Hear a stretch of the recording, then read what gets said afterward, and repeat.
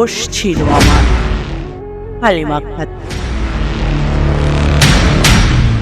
কি দোষ ছিল আমার?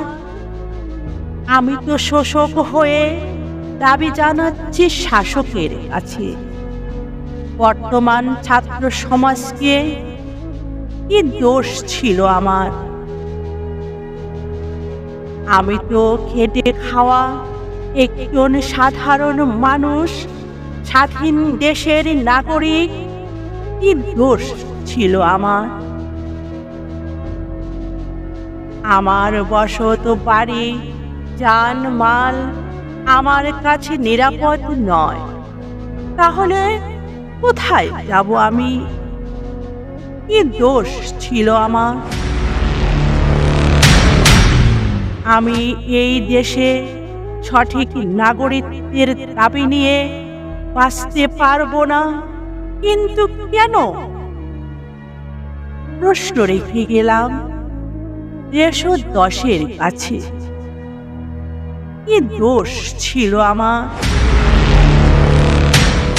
এটাই কি তাহলে বর্তমান বাংলাদেশের নতুন স্বাধীনতা, যা হাজারো মানুষের স্বপ্ন ভেঙে দেওয়া হচ্ছে? কি দোষ ছিল আমার?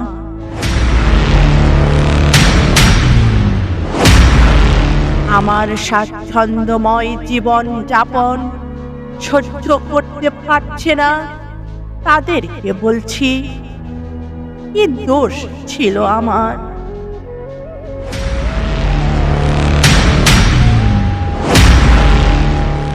তুমি যখন ঘুমিয়েছ, আমি তখন মাথার ঘাম ঝরিয়েছি।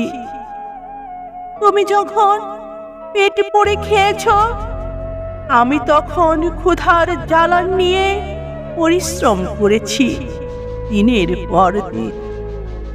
কি দোষ ছিল আমার? তুমি যখন নিশ্চিন্তে ঘুমিয়েছ, আমি তখন ক্লান্তিতে আচ্ছন্ন থাকতাম। তুমি যখন আমার ধন সম্পদের দিকে নজর দিয়েছ লুটের জন্য, আমি তখন যত্ন করতাম ভবিষ্যতের সঞ্চয়। কি দোষ ছিল আমার?